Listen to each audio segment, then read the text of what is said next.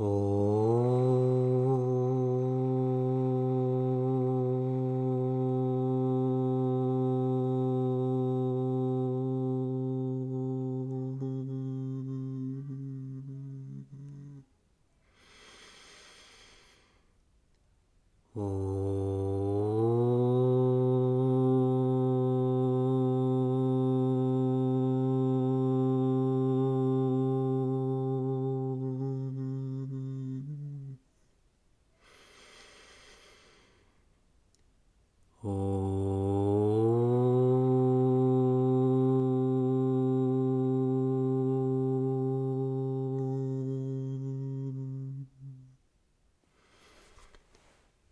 Om Satchidananda Rupaya Vishwotpathyadihetave Tapatraya Vinashaya Shri Krishnaya Vayam Numaha.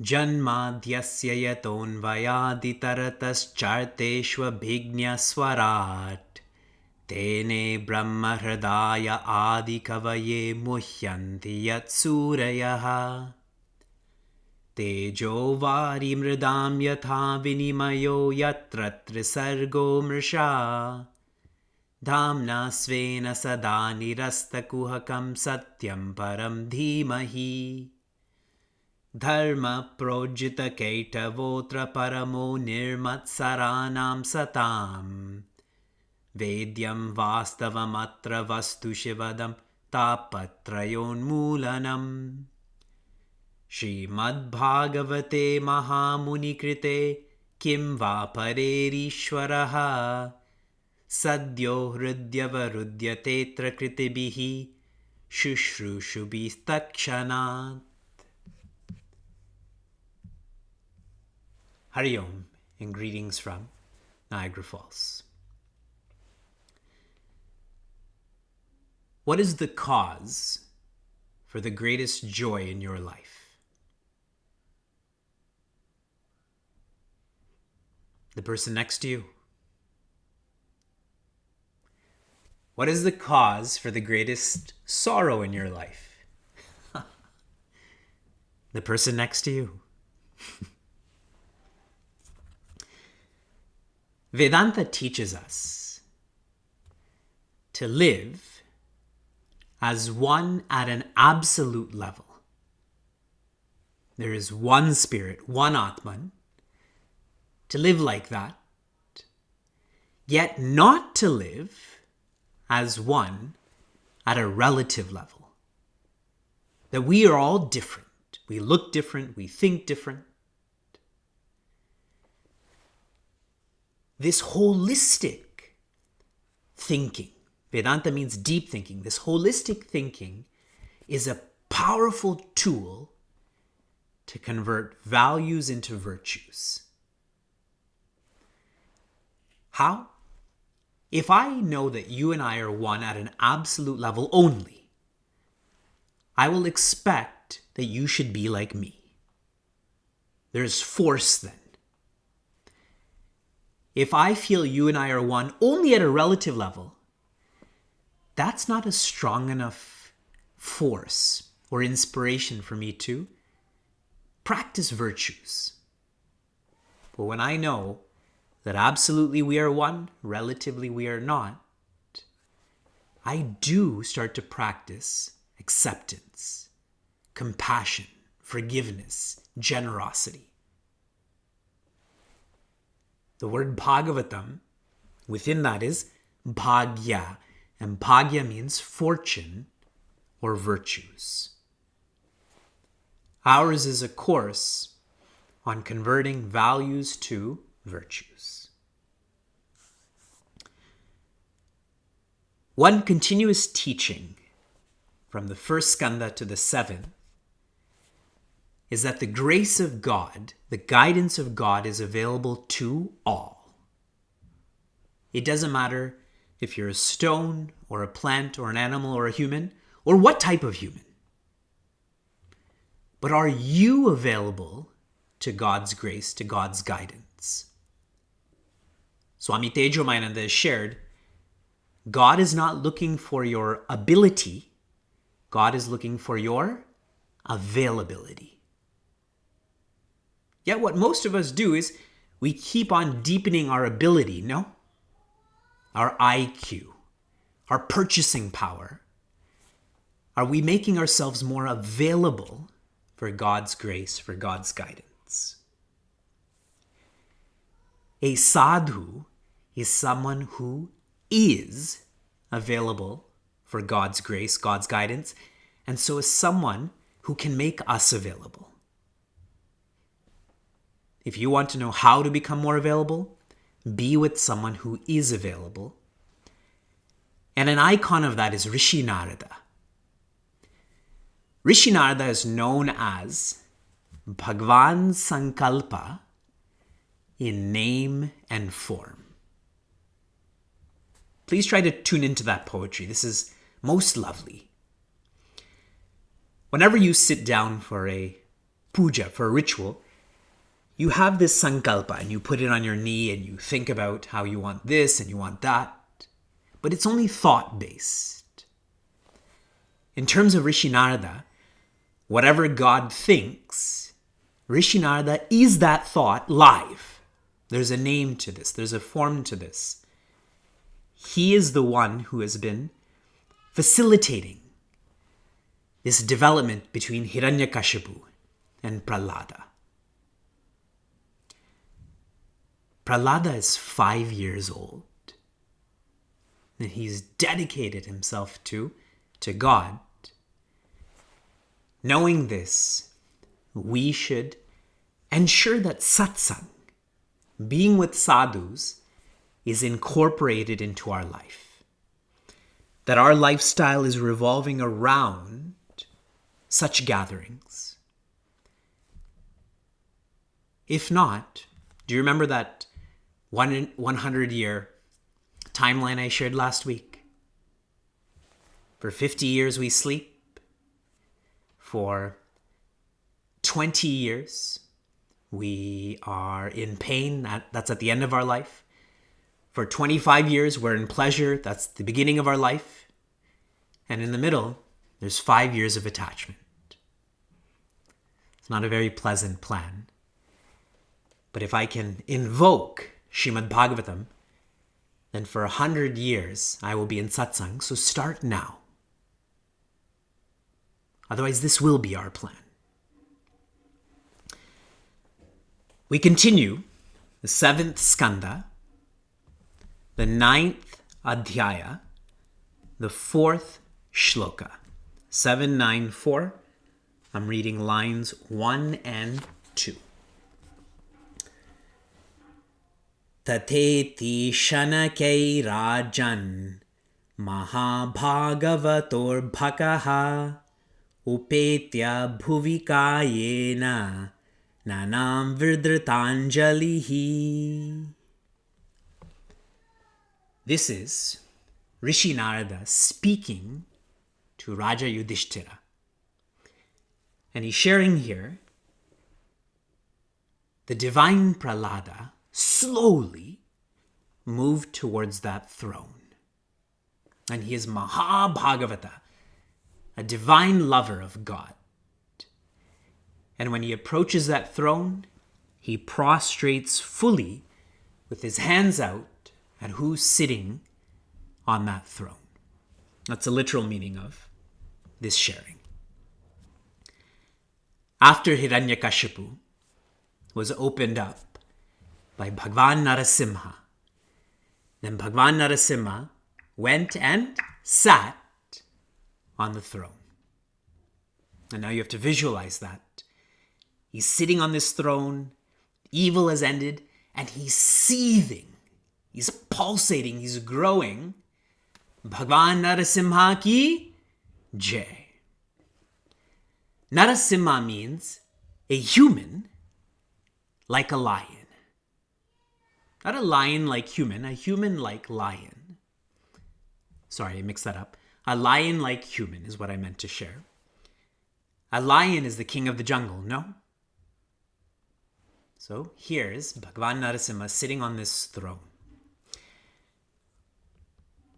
When he sat on that throne, in chapter 8, from verses 40 to 56, try to remember that. Chapter 8, verses 40 to 56, 17 different types of beings start to offer their praise or gratitude to Bhagavan Narasimha, including Bhagavan Shiva, including Indra. It's really lovely to see how varied creation is. And after these 17 beings had shared their gratitude, then Prahlada does.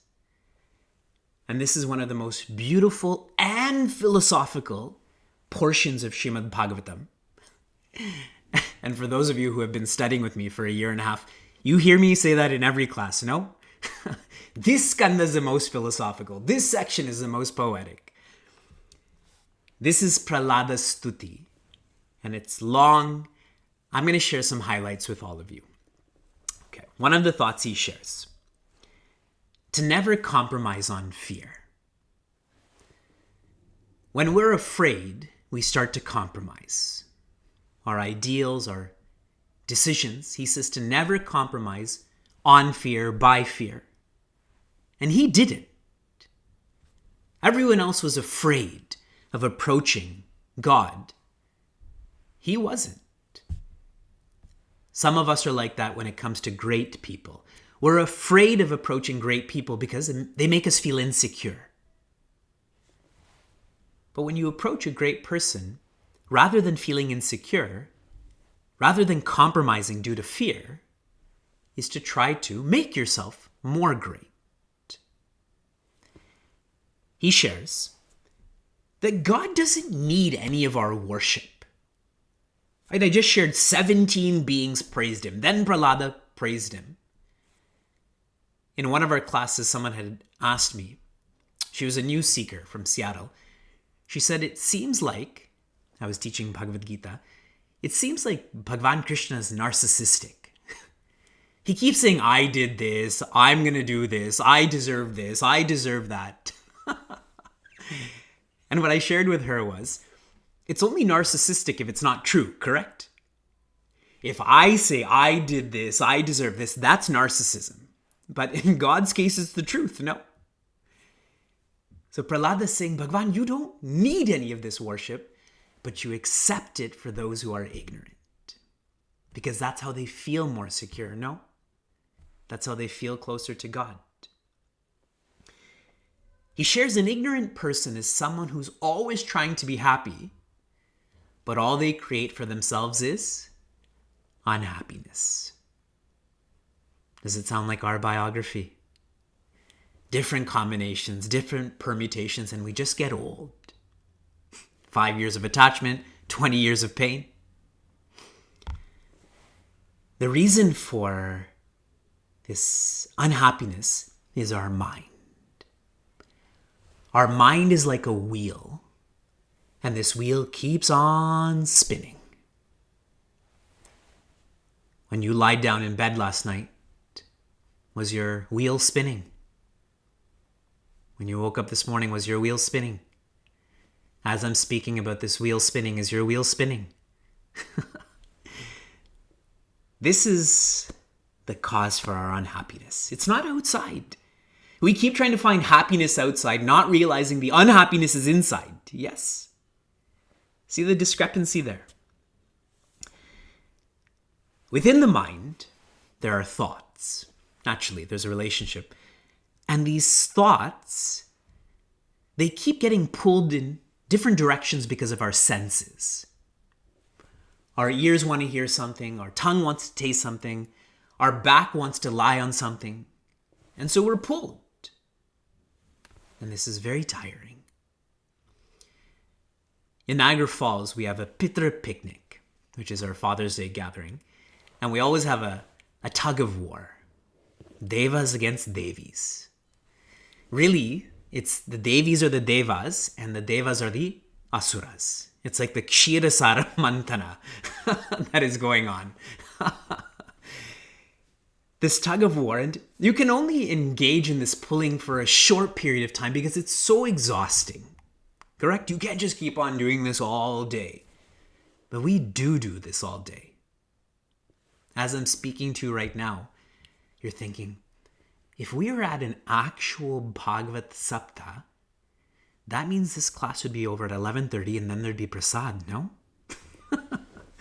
There'd be sambar rice, dal halwa. And he finally shares, not finally, there's so much. The mind is our samsara. Inside the mind are thoughts which are trying to find pleasure through the senses. Outside of the mind, you and I keep competing.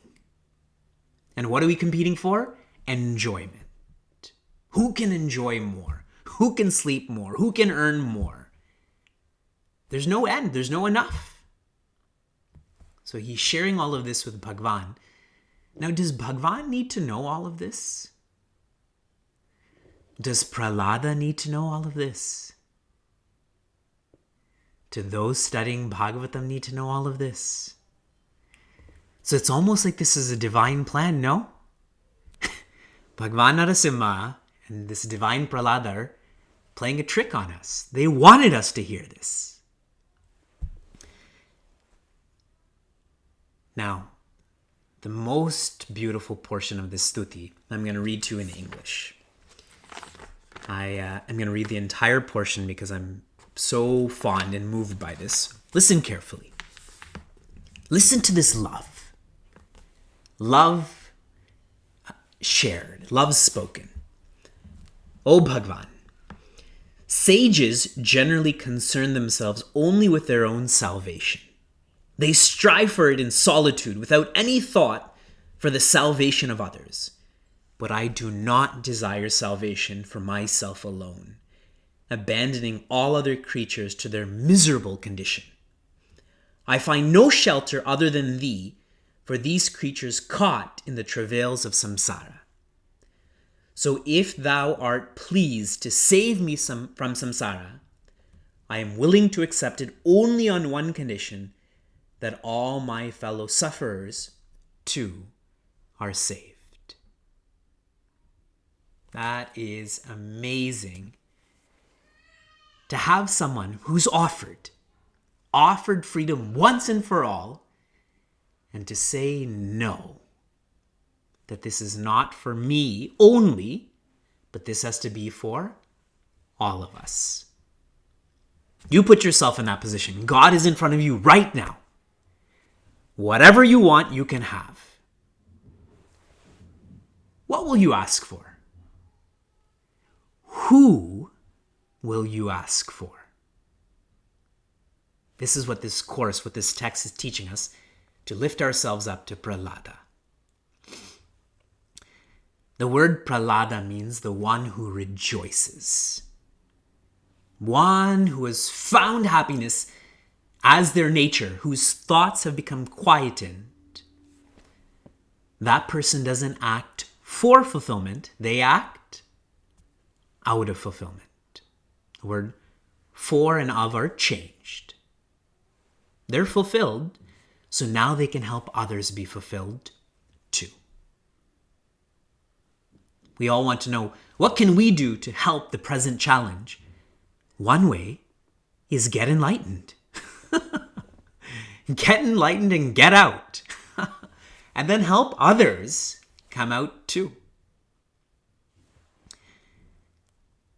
Bhagwan encourages the divine Prahlada to become the new leader. Not for Prahlada, but for all of those citizens. Did you know that Amarka and Shanda were killed by Hiranyakashipu? Hiranyakashipu didn't like his kids' teacher, so he killed them. That's a very rough circumstance. And Bhakta Prahlada, I'll share this with you shortly, he asked Bhagwan Narasimha to bring them back to life.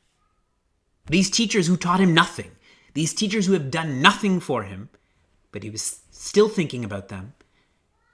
So Bhagwan and Prahlada are thinking of all of the citizens. Now, to be more specific about all of this, a lot of kata. Here's what we're supposed to feel from this verse. Advaita, or oneness, right? That's what I've been sharing. One way to tune into this: speak to others the way you want to be spoken to. See, what Prahlada is doing right now is he's engaged in a stuti. He's speaking. He's speaking to Bhagavan the way Bhagavan would speak to Prahlada. Do you speak to others the way you want to be spoken to? See, usually you've heard it, treat others the way you want to be treated. Fine, but right now there's social distancing. We don't treat anything to anyone, correct? But there is speaking. Whether it's through Zoom, whether it's through Skype, whether it's through texting, whether it's through emails. The person next to you. Now you're with the person next to you way more. That is a fine way to tune into Bhakta Prahlada's stuti. Speak to others the way you want to be spoken to. So much of this viciousness can end. Think about the way world leaders speak. Think about the way people who compete speak. It's sickening. No, it's saddening. Okay, one more verse. We are on the 10th adhyaya, and this is also the 4th shloka. Again, this is Rishi Narada, who is describing how Prahlada feels. Nanyatha te kila guruhu gateta karunatmanaha yasta ashisha ashaste nasabritya savaivanik. How many of you feel that you're a ritualistic person? When you go to a place of worship, why do you go? That's what this message is about. Bhagavan Narasimha asks Prahlad, what do you want? Usually when people praise me, they want something back, correct? Usually when you're lifting someone's ego, you're massaging their ego, it's because you want something, correct? So here, he's suspicious of Bhakta Prahlad. Hey, little boy, what do you want? I feel this all the time with our son Vyasa. Whenever he'll come close to me and hug my leg and say, Appa, lift me up. And so I'll lift him up and he'll say, bring me over here. So I'll bring him over there. He goes, now open that drawer. And there's candy in there. Sheila had moved candy from one drawer to another. So manipulative. towards candy. So here's what he says. He says, you are the Jagat Guru. You are the teacher of the world. And if you feel that I am praising you, I want to be in your presence for Ashisha. Ashish here means for some sort of material benefit. Nasa Brityaha, then that means I'm not a devotee. That means that you're not Bhagavan. Save Vanik, then all I am is a merchant. And all you are is a trader. Trader, trader. This is a really deep and relevant thought. Sharing, I share the meaning from here and we keep on moving to a more relatable message. When Bhagavan Narasimha offers Bhakta Prahlada a boon, he says, grant me the boon that I don't want any boons. Give me the boon that I never think about a boon, I never speak about boons. So many stories with asuras. What are their boons? That I want more boons, no? After one boon's exhausted, they want more boons.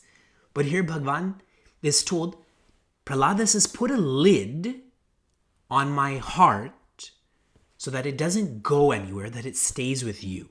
Put a lid on this. To serve with expectations is to be a merchant, to be a salesperson. Typically, when a salesperson is engaged in what they do, they're selling something for something. What do they call that? Quid pro? Right? That's the term, right? There's a big fuss about that right now. Quid pro. There is a quid pro. I'm giving you this, you give me this back.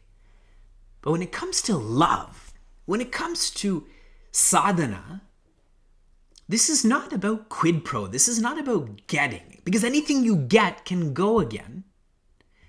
So now ask yourself, when you serve your family, when you serve your community, why are you doing it? Do you have expectations of appreciation, of recognition? Nobody has faced more hardships than Bhakta Prahlad, and still, he doesn't want anything to be changed. He's not saying, God, why did you treat me like this? Why were you so late? How come I have a father like this? There was no sense of this. To be able to serve without expectation, you have to be a giving personality. How many of you would describe yourself as generous by a show of hands? People not in the camera are putting their hands in right now. Now, if you're generous, that only comes because you are hardworking. One who is generous is because they're hardworking. Okay, see this Genesis. Now, why would someone be hardworking? Let me ask you first. How many of you are hardworking? Okay. What happened? You went from hardworking but no generosity. There's some sort of distortion there. The Wi-Fi broke up. Now, if you're hardworking, why you're hardworking is you have a reason in your life, a purpose, an ideal. When one has an ideal, they exert. When one is exerting, they give, because in that exertion, they find joy. So if you're not generous, the reality check is you're not exerting. That's the reality check, whether you like it or not. And if you're not exerting, it's because you don't have an ideal, a reason to work hard. Those all go together. Ideal, exertion, generosity. I like the depth of all of this teaching, because otherwise, I'm not generous, but I'm hardworking. I'm patting myself on the back. Good enough. But that's not what Bhakta Prahlad is. That's not what enlightenment is.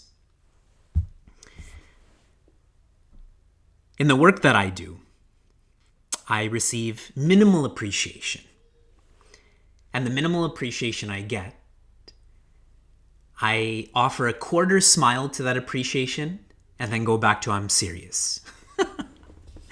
And I'll tell you why. Because that's not why I engage in this work. I don't engage in this work for minimal appreciation or maximum appreciation.